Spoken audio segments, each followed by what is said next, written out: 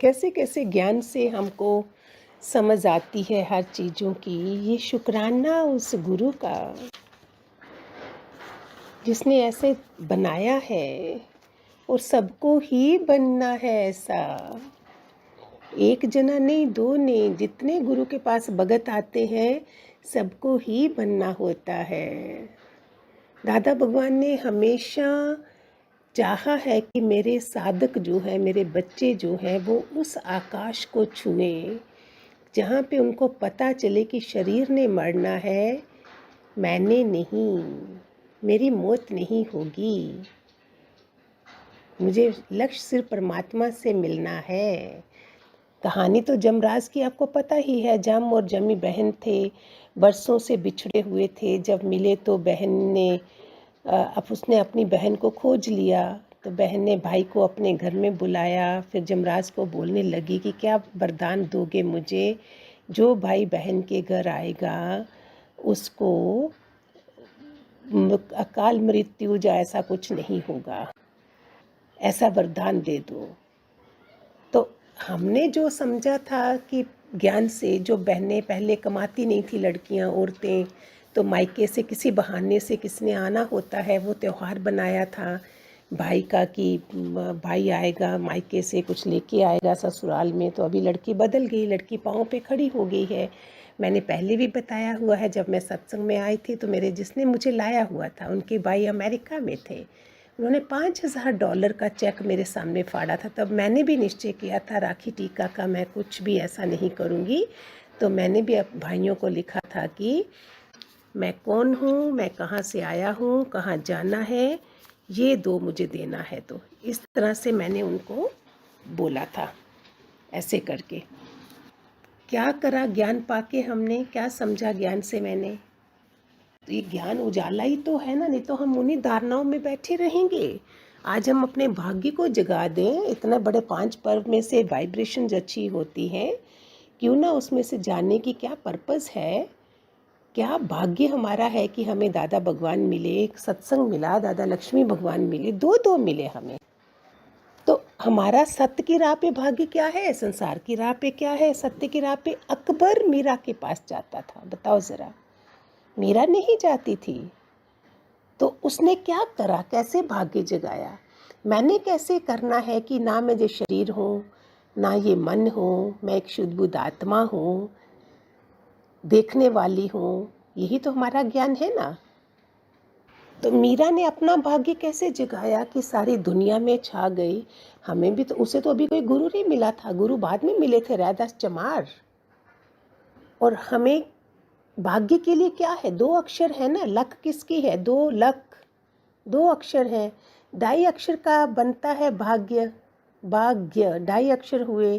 3 अक्षर का बनता है नसीब, नसीब। 3.5 अक्षर की बनती है किस्मत। और 4 अक्षर हैं जो बहुत ज़रूरी है, वो है मेहनत। चाहे संसार में हो, चाहे सत्संग में हो। आज सुना कि वाणी में आया कि तू एक आत्मा है, तू ये शरीर नहीं है। फिर उसने उस पर चलना है। तो जो मेहनत के द्वार को खोल देता है, उसकी जीवन अंधेरे से कोसों दूर चला जाता है। दिवाली भी हो गई, अंधेरा भी निकल गया। हर साल निकालते हैं, फिर कैसे आ जाता है। तो जीवन के अंधेरे को कोसने के बजाय मेहनत की मोमबत्ती जगा लें। क से किस्मत बनती है, क से कर्म बनता है, फूटे कर्म बनते हैं, कर्म फूटा बोलते हैं। क से ही कर्म योग बनता है।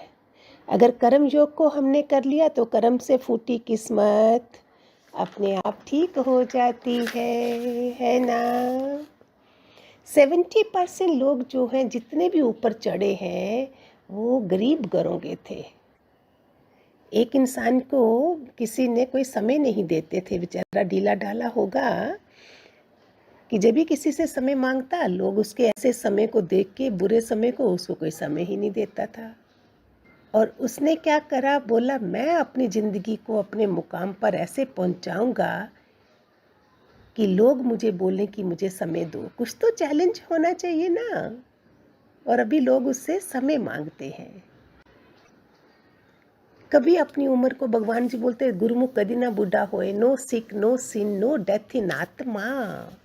आपको पता है इस्कॉन वाले जो है हरे रामा हरे कृष्णा वाले प्रभुपाद जो है, उन्होंने 70 साल की उम्र में संकल्प लिया था कि मैं भगवान का नाम फैलाऊंगा। एक ढोलक ली थी, कोई कौड़ी पैसा वैसा नहीं लिया था। मैं भगवान की वाणी को फैलाऊंगा।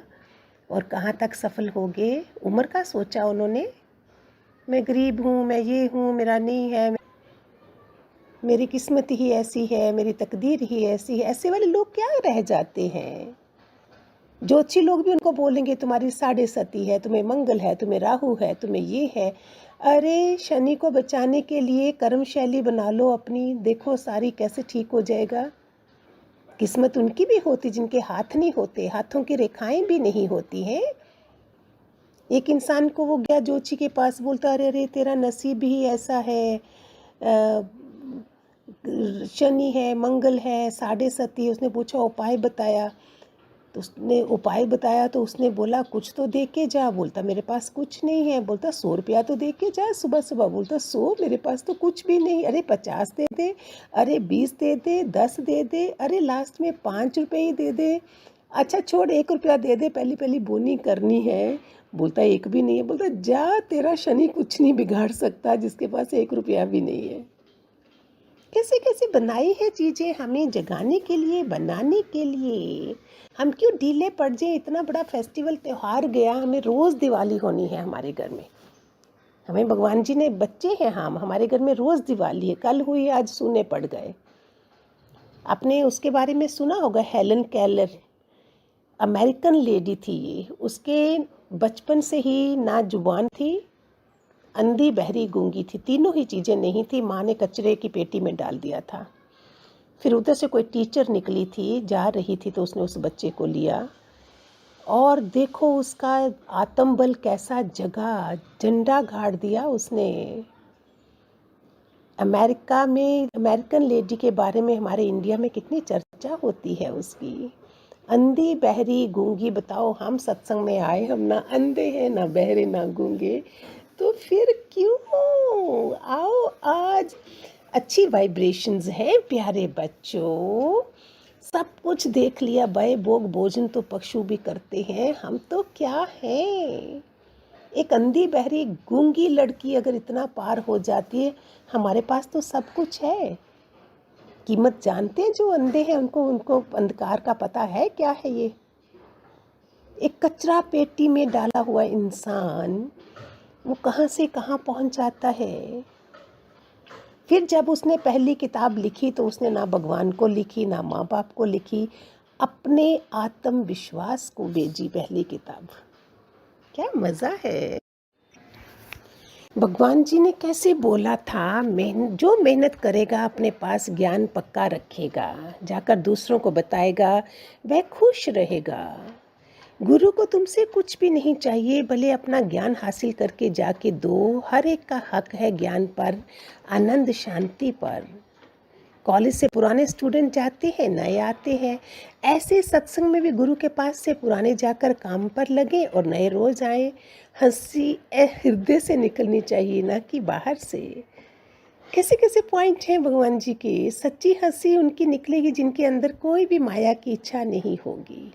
If you love me keep my commandments.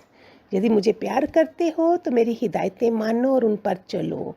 पाप करना मेरे धर्म में नहीं है। भगवान को नहीं बोलो कि पाप की सज़ा मत दो। Without punishment the sin will multiply. सज़ा के बिना पाप दुगना होता जाएगा। ये भगवान के छोटे छोटे पॉइंट जो मेहनत से उन्होंने बताए हैं कि मेहनत करो, मेहनत करो। हर किसी को मेहनत के लिए कहा जाता है, हर चीज़ की मेहनत है। और जो ऐसे बैठा रहेगा तो क्या करेगा। तराजू का हल्का पलड़ा तुम लो, बारी दूसरे को दो। दुनियावी पदार्थ सब देने पड़े तो भी देकर भगवान को पाएगा सच्चा आदमी। हमें इसमें मेहनत करनी है, भगवान को पाने में करनी। हेलन केलर ने क्या करा, अंधी बहरी गूंगी होके भी उसने किताबें लिखी और हम ऐसे ही बैठे रहें। मेरे हाथ में तो पेन और ये कॉपी रहती ही रहती है। आपको देना होता है। कैसे कैसे पॉइंट थोड़े ताज़ा ताज़ा भी देती हूँ सो दैट बोरिंग नहीं लगे आपको। तो कैसे है, कौन करवा रहा है ये? बांटना शुरू करोगे तो भगवान चारों तरफ से देगा आपको।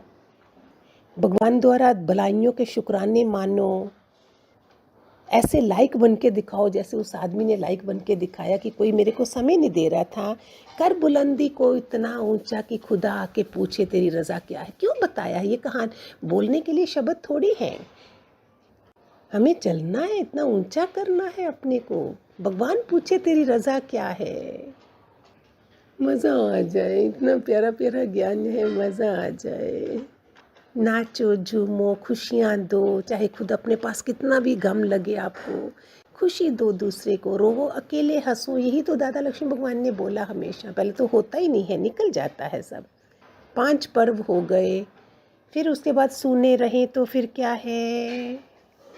है ना? भगवान जी का ज्ञान तो वैसे का वैसा ही है। शेर के बच्चे हैं हम, सर्कस वाला शेर नहीं बनना है, जंगल वाला शेर बनाया है हमको।